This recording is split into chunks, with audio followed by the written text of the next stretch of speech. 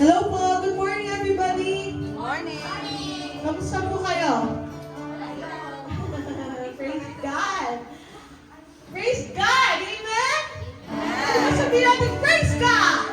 Praise God! Ano yung praise God na I believe, praise God? Praise God! Woohoo! Hallelujah! Amen. Sa Biblia po, sa Proverbs 18 verse 21, sabi po dito, death and life are in the power of the tongue. Sino dito may dila? Ayan. Sabi sa Tagalog, ang buhay at kamatayan ay sa dila ng kasalalay. Makikinabang ng bunga nito, ang dito ay nagmamahal. Ano po ang gusto kong sabihin sa ating lahat? Na when we receive Jesus Christ as our Lord and Savior, pag naniwala po tayo, hindi tayo dapat tahimik. Pag naniniwala tayo, dapat nagsasalita tayo. Naniniwala po ba kayo doon? Hindi mo pwedeng sabihin ang Diyos ay mabuti, pero hindi mo naman sinasabing ang Diyos ay mabuti. Amen? Kaya ngayong umaga, ano ang i-declare mo today? Is it life or death? Is it good news or bad news? Alam ko, meron tayong mga problema pinagdadaanan. May kagipitan, may mga karamdaman. Pero I pray that today, let's choose to declare life in our lives. Amen? Declare mo na ikaw ay magaling na. Napakalinaw, hindi na sinabi ng Biblia. When we claim, when we pray, kailangan parang claim na natin. Claim na natin yung kagalingan, claim na natin na may provision, claim na natin na ang Diyos ang magbibigay ng kapayapaan sa atin. Amen? Amen, church? Sino dito naniniwala? Kung ikaw ay naniniwala, kailangan magsasalita ka, hindi ka tatahimik. Amen? Amen. Pwede magtumayo tayong lahat. Aawitin natin mamaya yung Yahweh, mga kapatid. That song is a very, very strong song na nagde-declare ng promises ng Lord. Amen? Sige, bago po tayo dumango sa ating pag-aawitan, tayo po'y saglit na yumuko at tayo po'y manalangin. Aming Diyos, aming Panginoon, nagpapasalamat po kami sa kabutihan mo, sa katapatan mo sa amin. O Diyos, salamat dahil pagising pa lang sa umaga, ramdam na namin ang iyong pagmamahal sa amin, Panginoon. Lord, patuloy nawa kami, tulungan mo kami na laging maging gutom sa iyong mga salita, maging uhaw sa iyong mga salita, Panginoon, sa iyong presensya sa aming mga buhay, Panginoon. Dahil, Lord, tulungan mo kami maging Jesus conscious, O God, hindi maging problem conscious, O God, hindi maging sin conscious, kundi maging Jesus conscious, O God. Na kung saan, Panginoon, na kapag ikaw, you promise, O God, na when we receive you, Panginoon, Diyos, sasamahan mo kami, Panginoon. You are with us, Lord God. Napakasarap isipin na kahit na dumadaan kami, na inaalaw, na meron kami mga pagsubok, pero Lord, at the end of the tunnel, Lord God, you are there. Hallelujah. Salamat po ng marami, Lord. I just pray for our brethren, Lord God, na mapunta pa lang dito, bless them. Ingatan niyo po sila, Panginoon, sa kanila pong pagpunta dito. And also, the people who is watching us sa live, Panginoon, online, Lord, I pray that you extend your hands sa kanila, Panginoon. Maraming pong salamat. We will declare life today, O God. We will praise your name. In Jesus' name, amen and amen. Okay. So, before po tayo mag-start, let's read this verse po. Let's read this verse. Lahat po tayo. Ready? 1, 2, 3. Si Yahweh ang aking pastor. Say to yourself, hindi ako magkukulang. Pinapahimlay niya ako sa lunti ang pastulan at inaakay niya sa tahimik na bahisan. Pinahulong-balik niya ang aking kalakasan at pinapagnubayan niya sa tamang daan upang aking parangalan ang kanyang pangalan. Dumaan man ako sa madilim na libis ng kamatayan, wala akong katatakutan. Pagkat ika'y aking kaagapay, ang tungkod mo at pamalo, aking gabay at sanggala. Pinaghahanda mo ako ng salo-salo na nakikita pa rin mga salamat ko sa aking ulo, nagis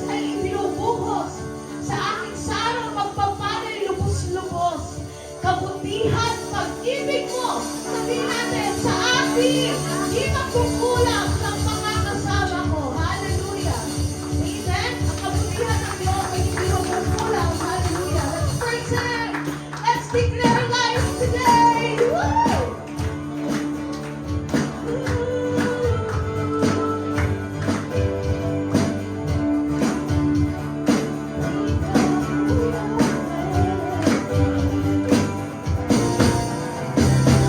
Ikaw, Yahweh, Ikaw, Yahweh, Ika'y mabuti, ang iyong pag-ibig, laging nananatili. Ikaw, Yahweh, Ika'y mabuti, ang iyong pag-ibig, laging nananatili. Aawit sa sayaw, luwalhatiin, pagpalang pagsisitaw na dakilain, nagbumabaw sa piling ko, ang kagalakan sa puso ko noon, ngayon, kailanman,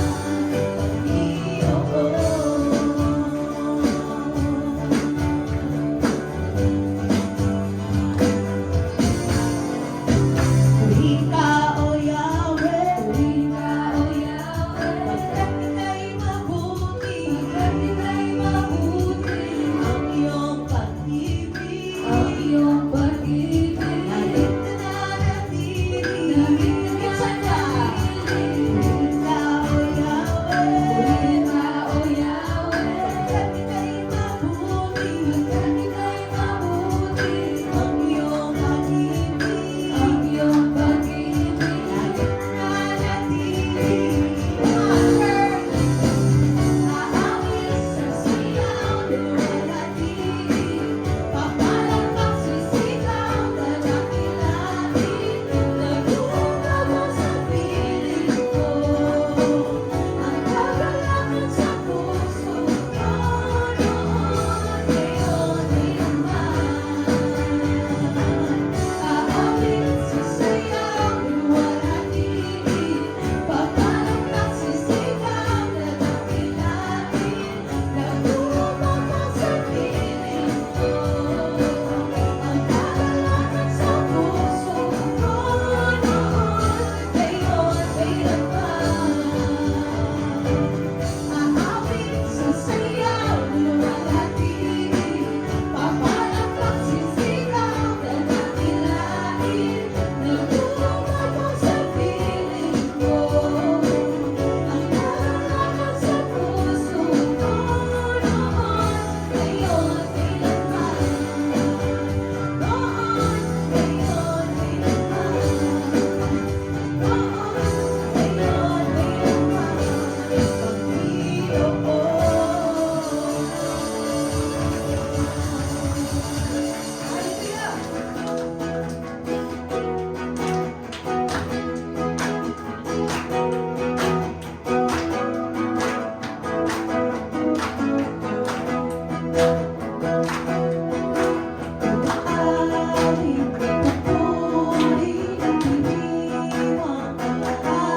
Papuri kayo!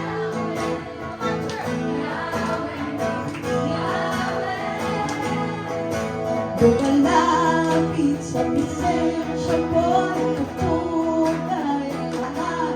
Papuri ka, Yahweh, Yahweh, Yahweh.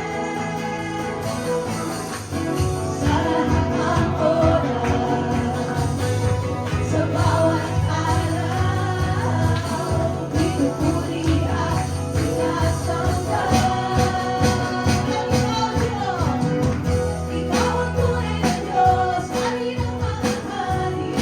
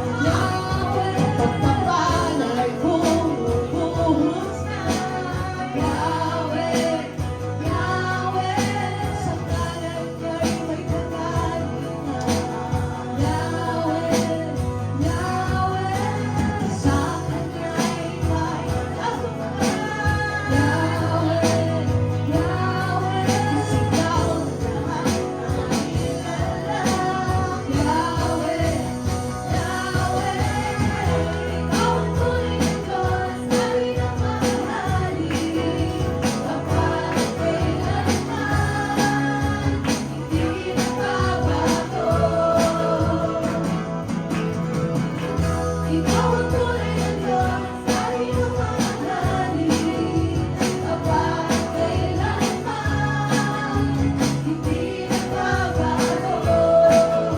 Si Yahweh ang ating Diyos. Si Yahweh ang ating Diyos. Si Yahweh ang ating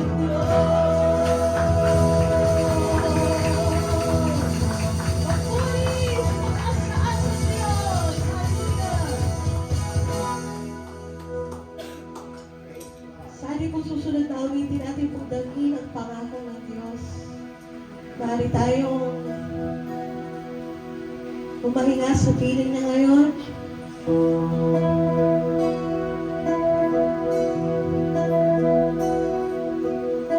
Let's worship Him.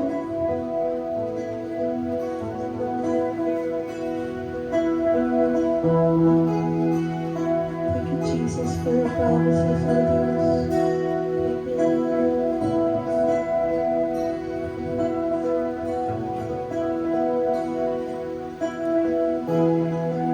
Si Yahweh ang aking pastor, di ako makukulang. Pinahihimlay niya ako sa lupiang pastulan. Inaakay niya sa tahimik na batisan. Pinanunumpalit niya aking kalakasan. Pinapatnubayan ang bawat hakbang. Di ako nag-iisa. Pwede ba itaas natin ang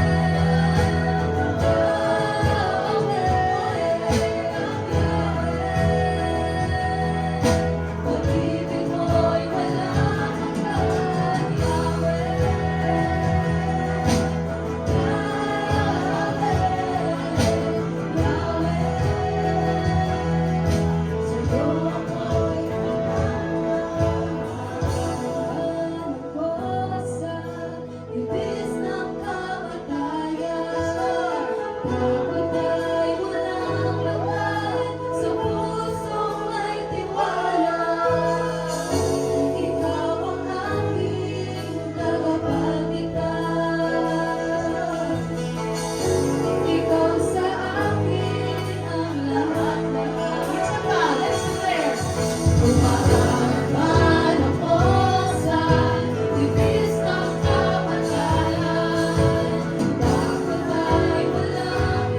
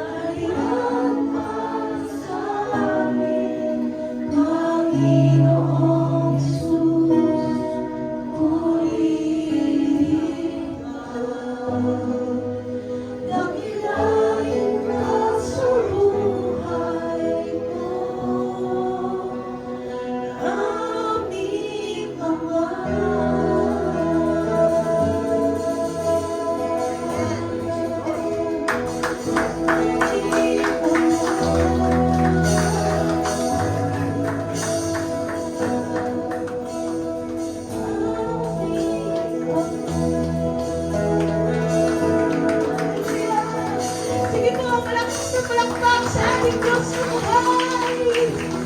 Hallelujah! Oh, praise your name, Jesus!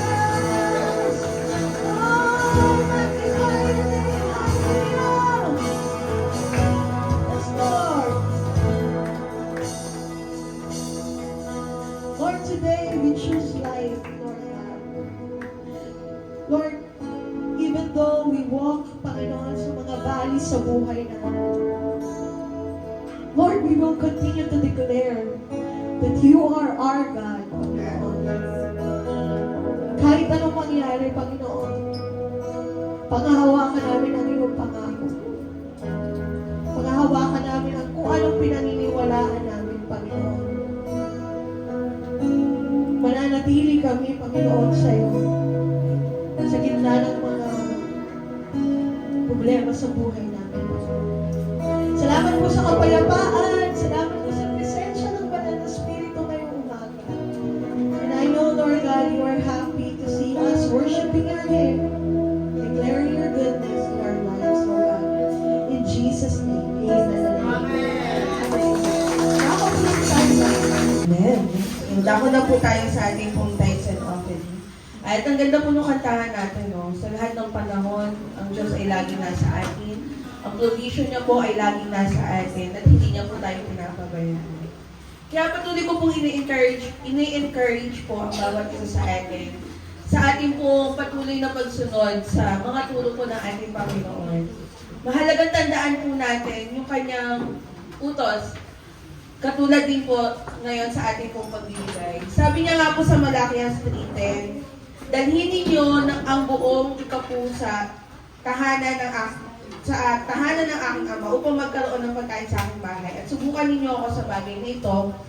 Sabi ng Panginoon, kung ako'y hindi magbubukas sa inyo ng mga bintana ng langit at magbubuhos sa inyo ng pagpapala.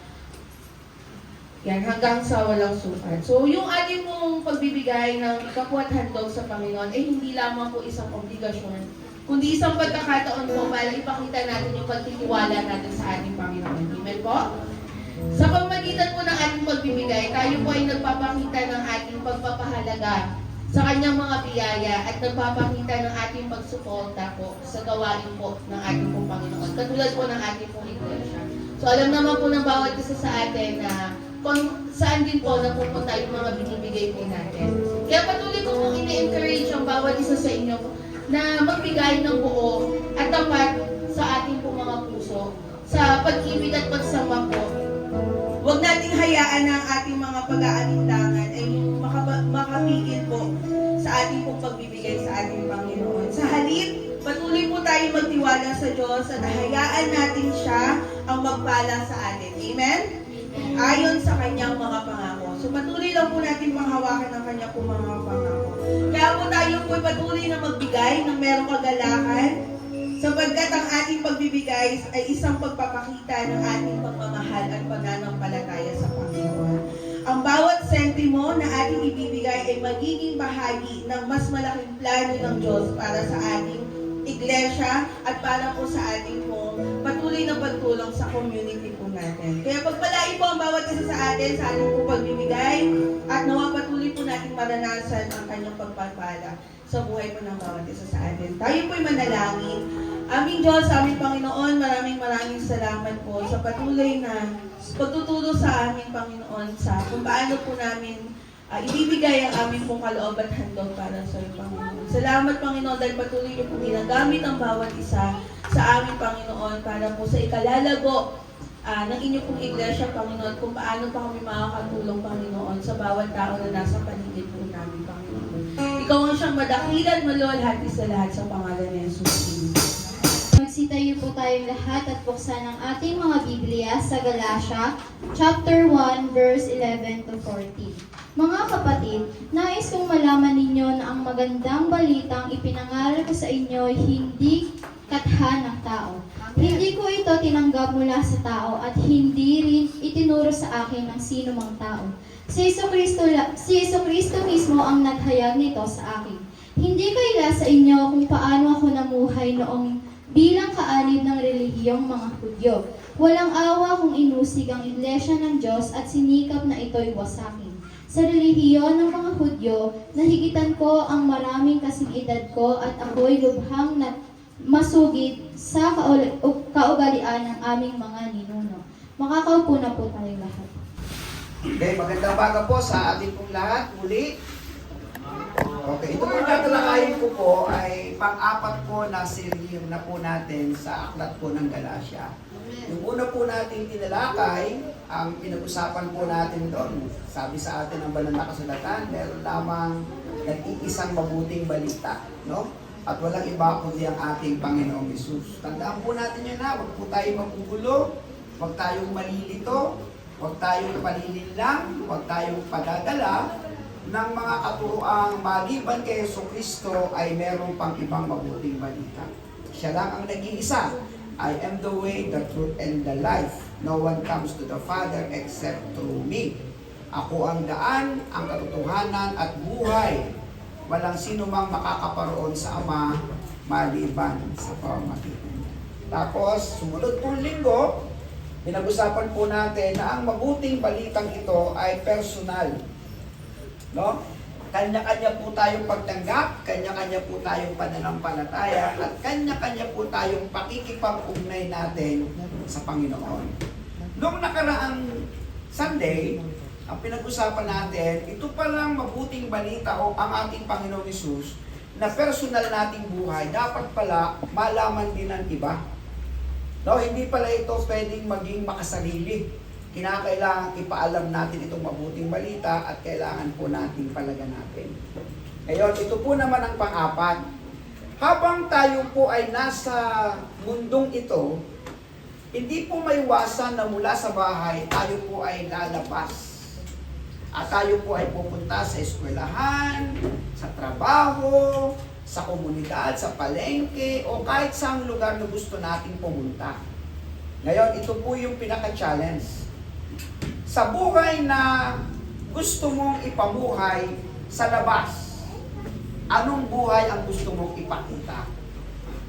Buhay ng isang Kristiyano o buhay pa rin ng hindi mananampalataya? Okay, so yun po yung ating challenge. Ang challenge po, mula dito sa church, ang babait kasi natin. Tama? Pero ang challenge, pagdating sa bahay, meron talaga tayong ibang personalidad na hindi naman nakikita sa church, pero na ilalabas natin sa bahay.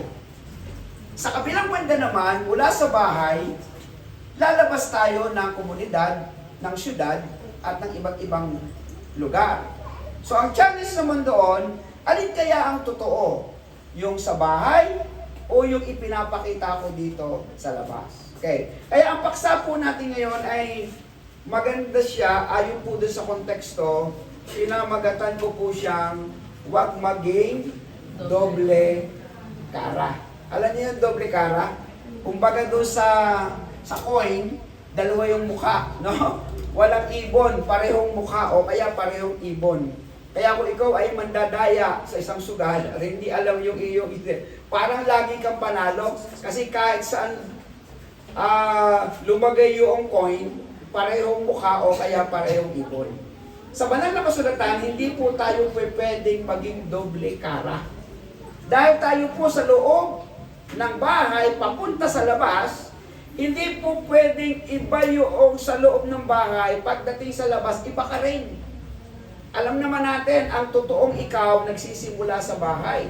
Pero napepeke kasi tayo, na-fake tayo pagdating sa labas. Tama ba? Sa bahay natin, medyo magulo tayo sa gamit natin, pero pag sa labas, akala mo kung sino kang maayos. Sa bahay natin, parang ayaw mo naman talaga laging maligo eh. Pero pag lalabas ka, ang bango-bango mo naman. Naintindihan nyo? So alin ba talaga yung gusto mong ipakita sa loob at saka sa labas? So, sino ba talaga ikaw pagdating doon sa labas na gusto mong ipakita doon sa loob? Kaya po nagkakaiba po yan. Yung pong mga pagkasintahan pa lang, walang ipapakitang pangit dyan eh. Walang papakita. Amen. Lahat nung bawat lakad natin, mabango, maayos, ganyan. Pero pagdating mismo na mag-asawa na kayo, pagdating mo sa bahay, lahat na ng kung ano, kung sino ka ba talaga, Hallelujah. unti-unti makikita. Parang meron ka ha. Ako may bukod dito sa tabi ko ha. So yun po yun ano. Kaya ito po yung mga ilang halimbawa. O, tinan po natin si Haring Herodes.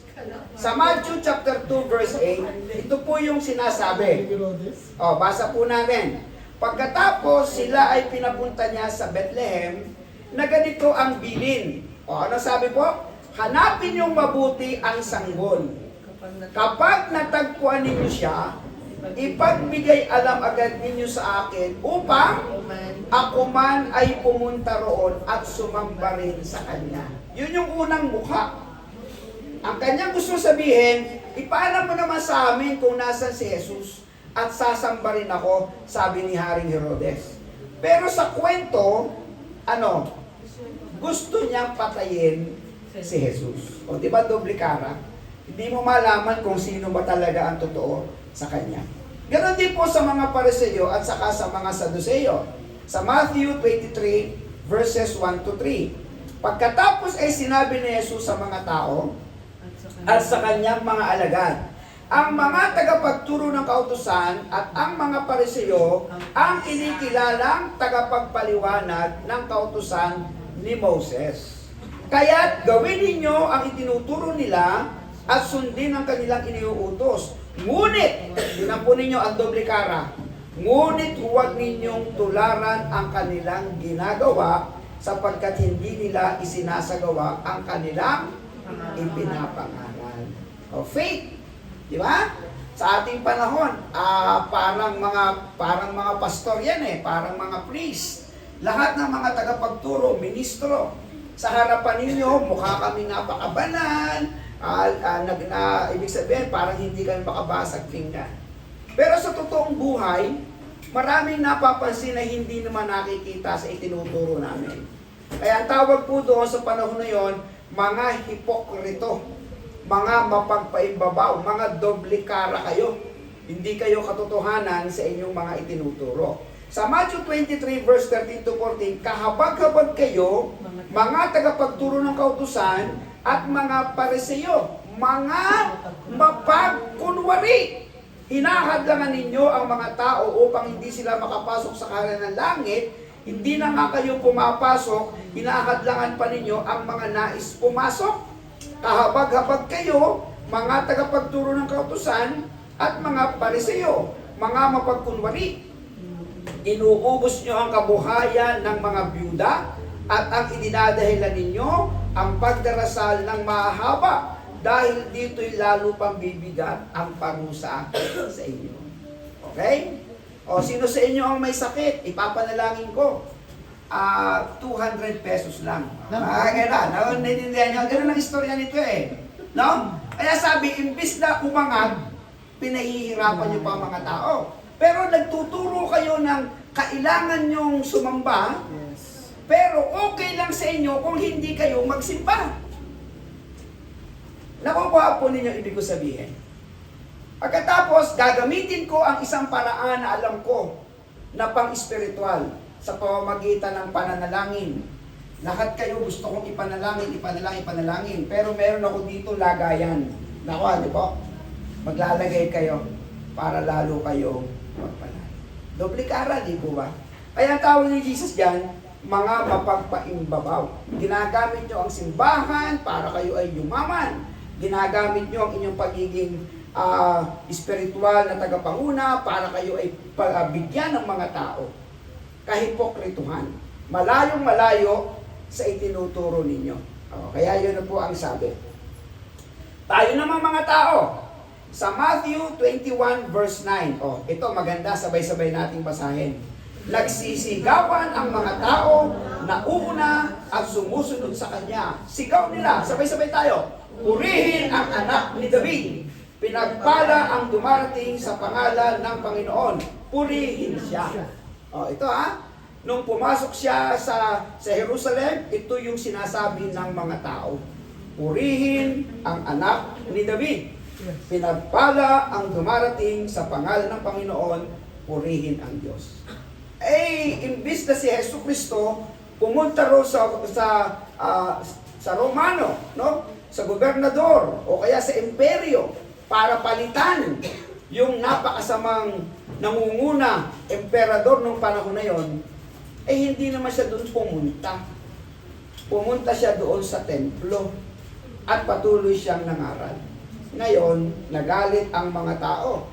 Nung araw ng pista, meron kasi yung palitan Pag araw ng pista, magpapalabas sila ng isang bilanggo. Pagkatapos, kung sino yung isasakdal, ang tao ang siyang hahatol. O tingnan ninyo, pinalabas si Barrabas na napaka masamang tao kumpara kay Jesucristo na wala namang kasalanan. O ito na yung mga sumisigaw na pinagpala ang dumarating sa pangalan ng Panginoon, purihin ang Diyos. Tingnan po ninyo, Matthew 27:20-26. O basa. Ang mga tao na may hinakayat ng mga punong pari at ng mga pinuno ng bayan, nahilingin kay Pilato na si Barrabas ang palayain at si Jesus ay ipapatay. Mula silang tinanong ng gobernador, sino sa dalawa ang nais niyong palayain ko? Si Barrabas, sigaw ng mga tao. Sinabi sa kanila ni Pilato, kung gayon, ano naman ang gagawin ko kay Jesus na tinatawag ni Kristo?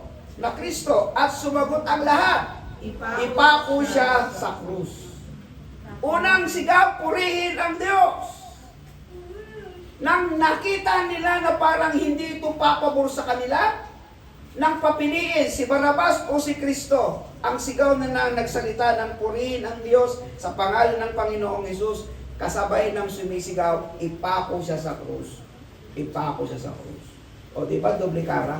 Ngunit lalo pang lumakas ang kanilang sigawan, ipako siya sa krus. Nang makita ni Pilato na wala na siyang magagawa at malamang pa'y magkagulo, nagpakuha siya ng tubig at naghugas ng kamay sa harap ng mga tao. O doblikara na naman siya, di ba? Wala kang pananagutan sa dugo ng taong ito, ito'y pananagutan ninyo, sabi niya. Sumagot naman ang mga tao, pananagutan namin at ng aming mga anak. Kita nyo na, ang dugo niya, pinalaya nga si Pilato, ni Pilato si Barrabas at pinahugupit naman si Jesus pagkatapos ibinigay siya sa kanila upang ipako. Diba? Kaya iba po yung galaw pagdating na sa mundo. Pagdating na sa sanlibutan, lalo't wala nang nakabantay sa atin, naiiba yung ating pagkatao. Pero hindi po ito ibig po ng Diyos. Sa katotohanan, tayo po'y binabasa ng tao.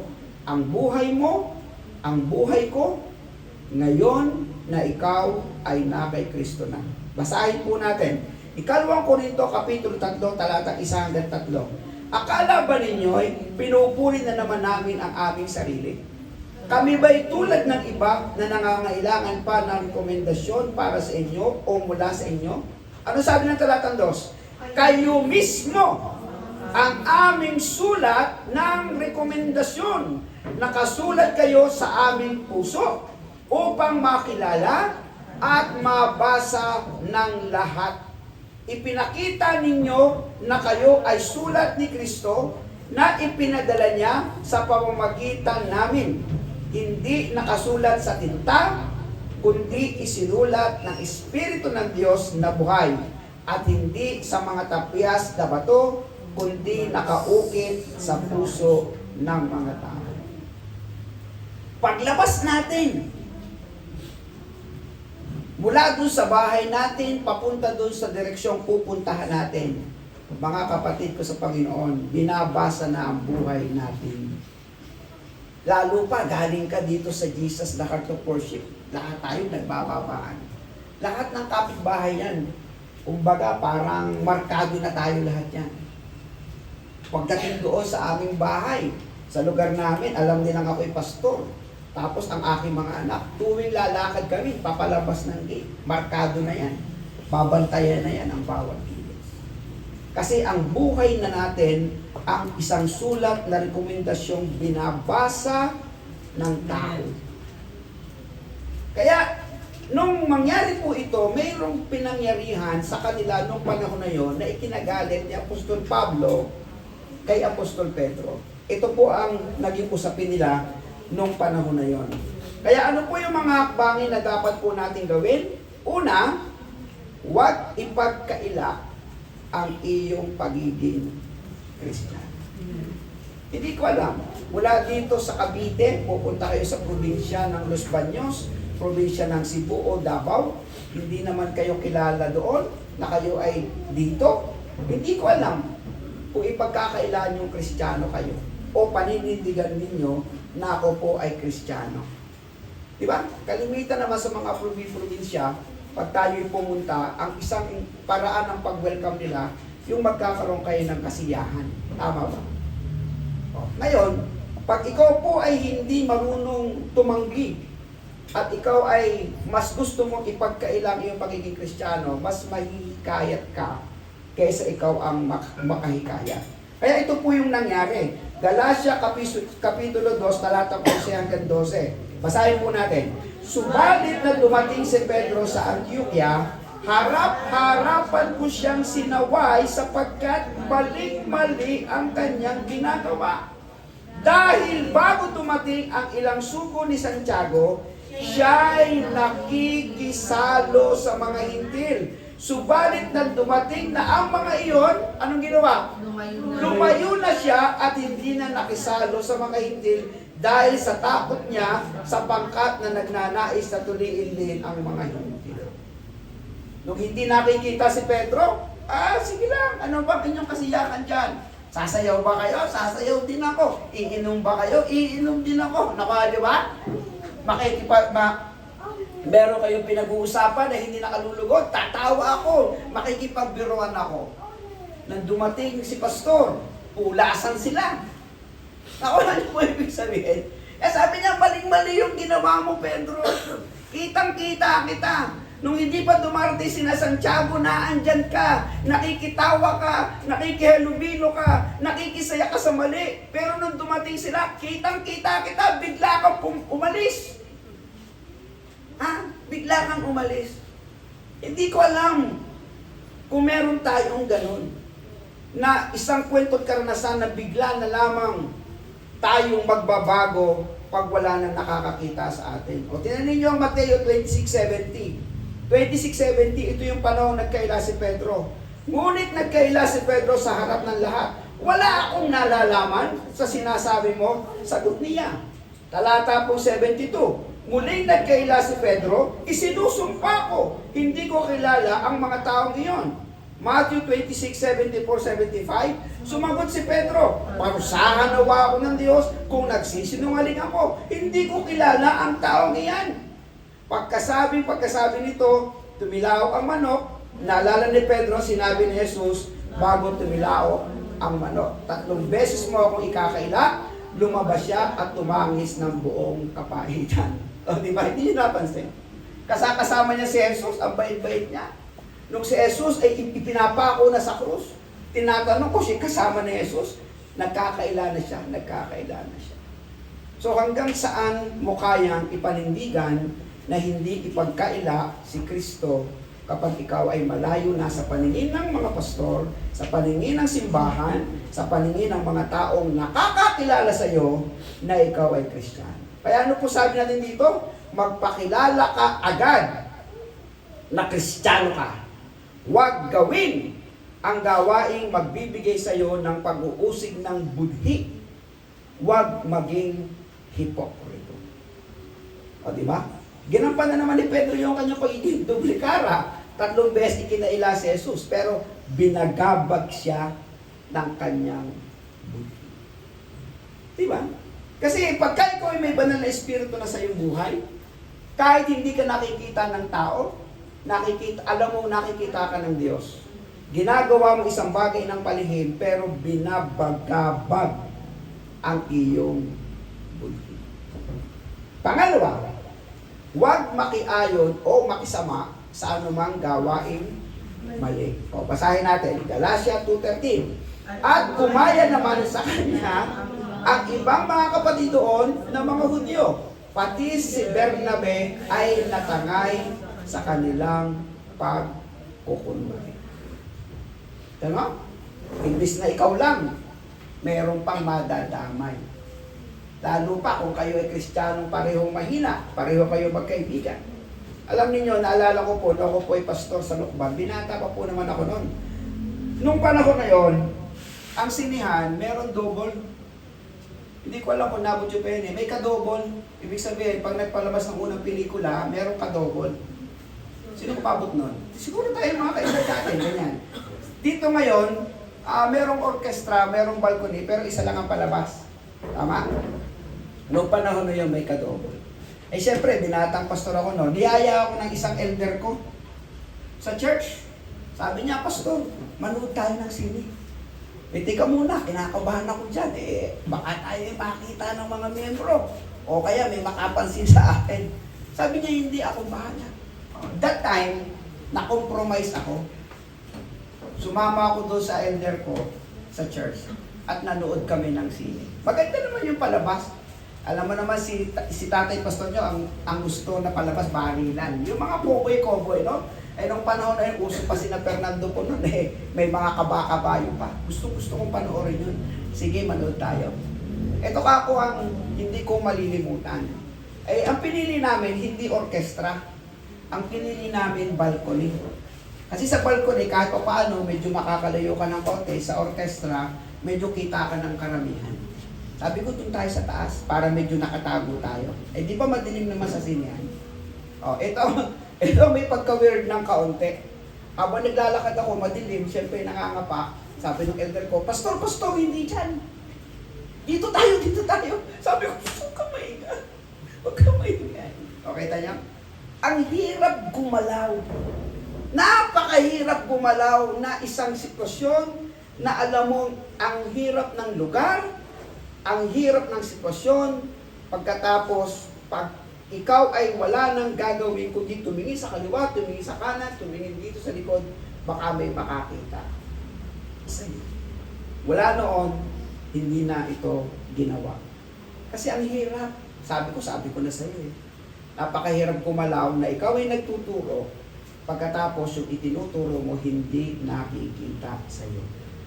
Mga kapatid, huwag tayong makiayon o makisama sa anumang gawaing mali dito sa sanlibutan ito. Ano sabi ng Roma 12:2? Huwag kayong makiayon sa takbo ng mundong ito, sa halip, hayaan ninyong baguhin ng Diyos ang inyong pag-iisip upang maunawaan ninyo ang kanyang kalooban.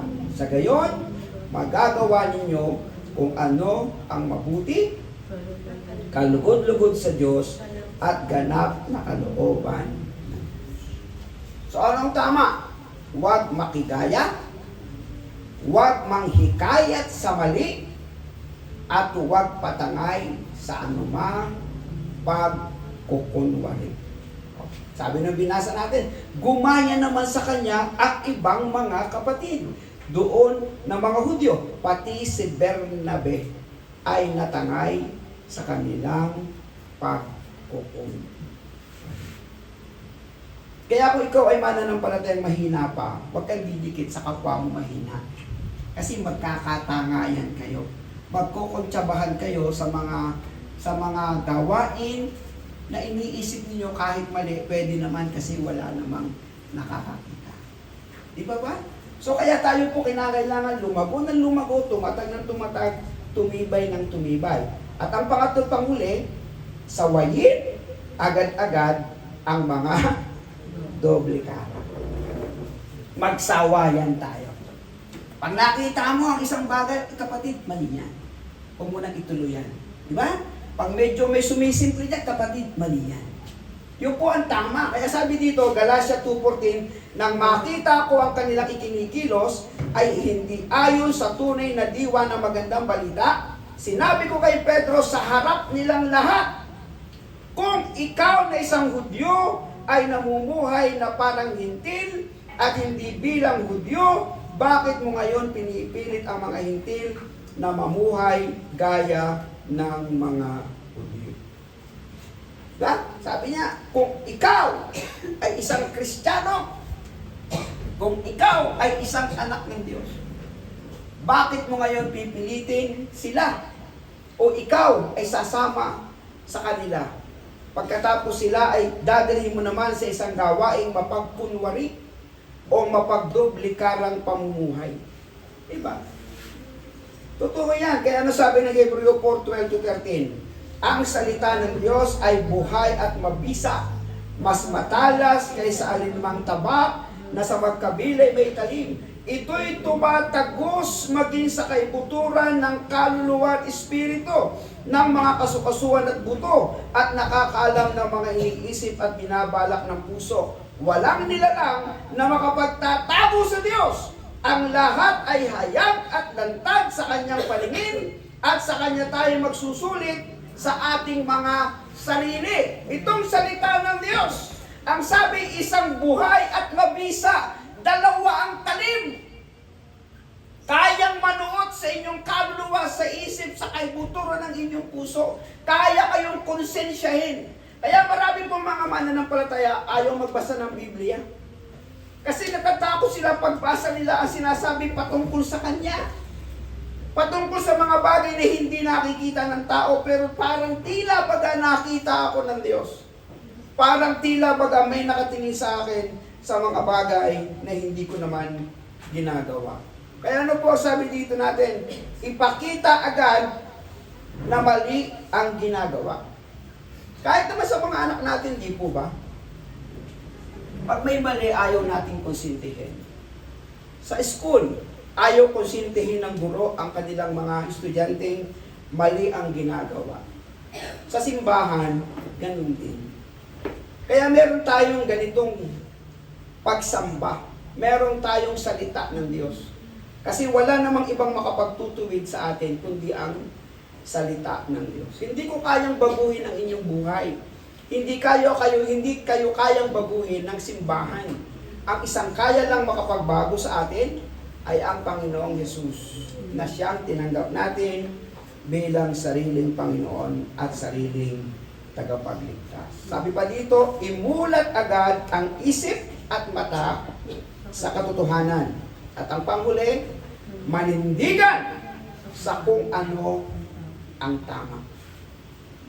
Ikaw, nakaharap ko, at siya, nakatabi mo. Tinan nyo nga yung katabi niyo. Tanangin nyo nga, totoo ka ba?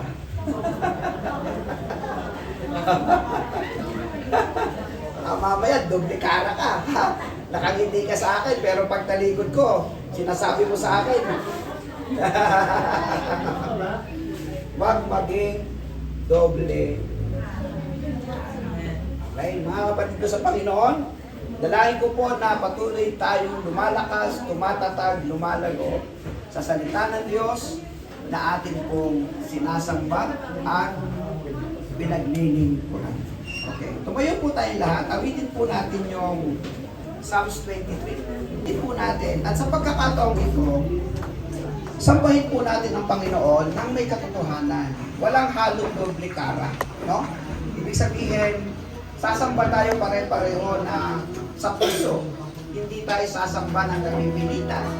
Hindi tayo sasamba na parang ang bigat ng ating kalooban. Sasamba tayo na may pagsamba sa ating tunay na pastol. Tunay na magbibigay sa atin ng ginhawa, ng pagpapala, ng kalakasan. Bago natin awitin yan, babasahin ko po ng literal sa banal na kasulatan ang awit kong ito, ang ating pong aawitin. Yan. Si Yahweh ang aking pastol, hindi ako magkukulang. Pinapahimlay niya ako sa luntiang pastulan at inaakin niya sa tahimik na batisan. Pinapanumbalik ang aking kalakasan at pinapatnubayan niya sa tamang daan upang aking panangalan ang kanyang pangalan. Dumaan man ako sa madilim na libis ng kamatayan, wala akong katatakutan, pagkat ikaw ay aking kaagapay, at tungkol mo at pamalo, aking gabay at sanggalang. Ipinaghanda mo ako ng salusalo na nakikita pa nitong kapalaban ko. Sa aking ulo langis ay binubuhos, sa aking saro pagpapalay lubos-lubos.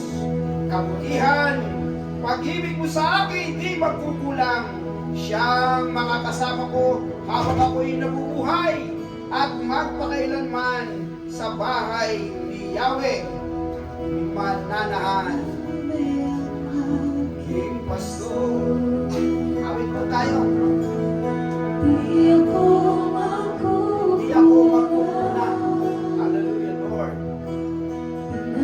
Nahihimlay niya ako sa hindi ako sulat. Pinakanya sa tahimik na isa.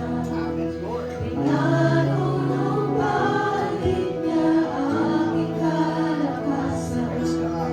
Pinapanubayan ang bawat hakbang di ako nag-iisa. Samba tayo. Sambahin natin ang Panginoon. Taas natin ang ating mga kamay lahat. Yahweh,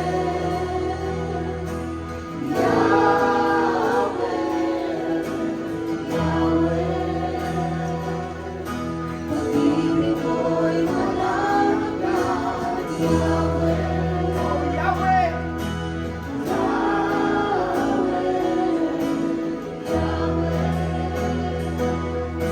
sa'yo ako'y mananahan. Si Yahweh ang aking gusto.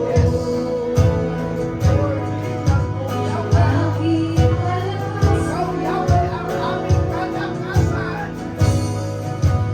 aking patuloy. Ikaw, Yahweh, ang aming patnubay. Tigas ng katuwiran, Ang aming katuwiran.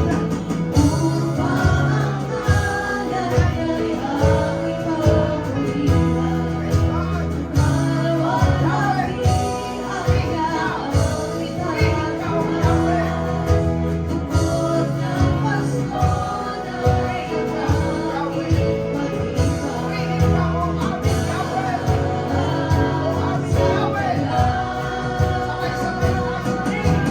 Yahweh, Yahweh, Yahweh, Yahweh. Yahweh. Yes, Yahweh. Pag-ibig ko'y walang hanggan.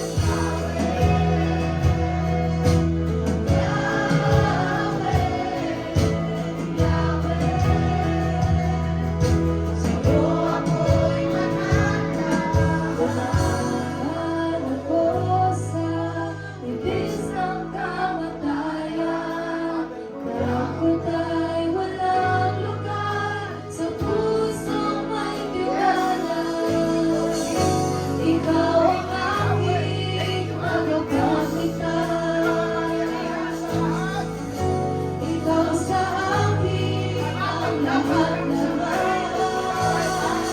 Tumaan man ako sa ibis ng kamatayan. Bakit ay walang lugar sa pusong may tiwala. Ikaw ang aking magpapagligtas. Ikaw sa akin ang lahat-lahat. Tumaan!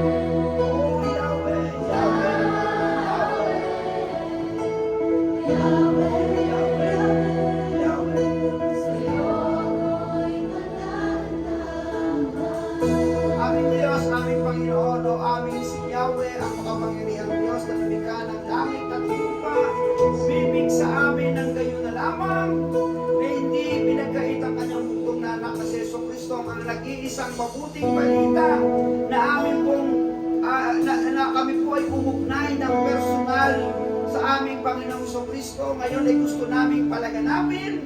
Kasabay nito ay ang pag-iingat ng aming pong patutuo sa labas at sa loob ng aming tahanan, kung saan kami po ay binabasa ng mga tao, kung saan kami po ay nag-iingat na kami po ay makisama sa mundong ito, sa sanlibutan ito, kundi ang manindigan na kami iyong mga anak, manindigan na kami ay mga Kristiyanong tagasunod ng aming Panginoong Jesucristo.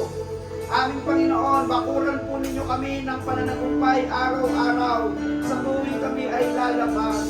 Mapagtagumpay namin ang lahat ng uri ng bisyo, kasamaan sa sanlibutan ito, Panginoon, na magsisira sa aming pagiging Kristiyano, Panginoon. Kami iyong mga anak mong minamahal, binabago ang aming isip, binabago ang aming salita, binabago ang aming buhay, ipinapakita sa buong mundo ito, sa sanlibutan, saan man kami makarating, na kami ay iyong mga anak, at kami ay sumusunod sa iyo, mga utos, aming Panginoong Jesucristo. Kasabay ng pananalangin ito, Panginoon, ay ang nalapit po namin concert in the name of Jesus. Salamat po sa mga mananampalataya, sa mga hindi mananampalataya magsasama-sama upang itaas ang nag-iisang pangalang Jesus. Patubayan niyo po ito, Panginoon, yung pagpapractice ng lahat ng mga kasama rito, mga miyembro, mga nanay, tatay, kabataan, mga bata, Panginoon, mga young professional. Salamat po sa buhay nila na nagbigay ng buhay para kayo'y awitan, para kayo ay paglingkuran, Panginoon, sa oras na yon. Kasabay dito pananalangin sa aming mga kapatiran na meron pumahal sa buhay na may sakit. Kagaya po ng Lola, Panginoon Leticia, na ngayon ay nasa alanganing kalagayan. Panginoon, sa iyong kamay namin itinatugubilin ang Lola Leticia. Kasabay naman ito ay kagalakan na nagkaroon, Panginoon, ng isang maayos na panganak ang aming kapatid na Loy. Salamat po, Panginoon, sa sanggol na ito na iyong pinagkaloob sa amin. May dalawa na po kaming sanggol na pinanganak sa lugar na ito. Si Yuna na Leticia at si Jaira, Panginoon, Jaira, Panginoon, na anak, Panginoon, ni Loy, at saka Mitulski. Lord, salamat po. Yan po yung mga regalo niyo sa amin dito sa pamilyang ito na magbibigay ng kagalakan sa amin. Pagpalain niyo po ang bawat isa sa amin, Panginoon. Mga kapatid ang hindi man pinalad na makasama namin, ingatan niyo sila at gabayasan na sila naroroon. Mga kapatid namin nasa ibang bansa na naka-online, kung sino man, Panginoon, sa kanila ang ngayon ay nanonood. Lahat sila, O Diyos, ang pagkapalay, ipaabot niyo, Panginoon, sa kanila at ibigay, Panginoon, ang mga pag-iingat at pagpapagal, lalo ang kalusugan ng bawat isa. Sa bansa kami po ay naninirahan, mula sa aming Pangulo hanggang sa pinakabalik na sektor ng lipunan ito. Dalangin po namin kahit maliit pa lang kami, magamitin po kami sa anumang kaparaanan na paunti-unti mailaganap namin ng mabuting balita at paunti-unti madagdagan po kami, Panginoon. Patunay lamang na mayroong tamang mabuting balita na yung pinapangaral namin sa lugar na ito. Sa Diyos Ama, na wala kaming intensyon, layunin, kundi ang papurihan ka, luwalhati ka, itaas ang iyong pangalan. Sa iyong anak na si Jesucristo, nag-iisang Panginoon, tagapagligtas naming lahat. O sa walang na Espiritu, siyang katibayan ng aming kaligtasan. Aking siya namang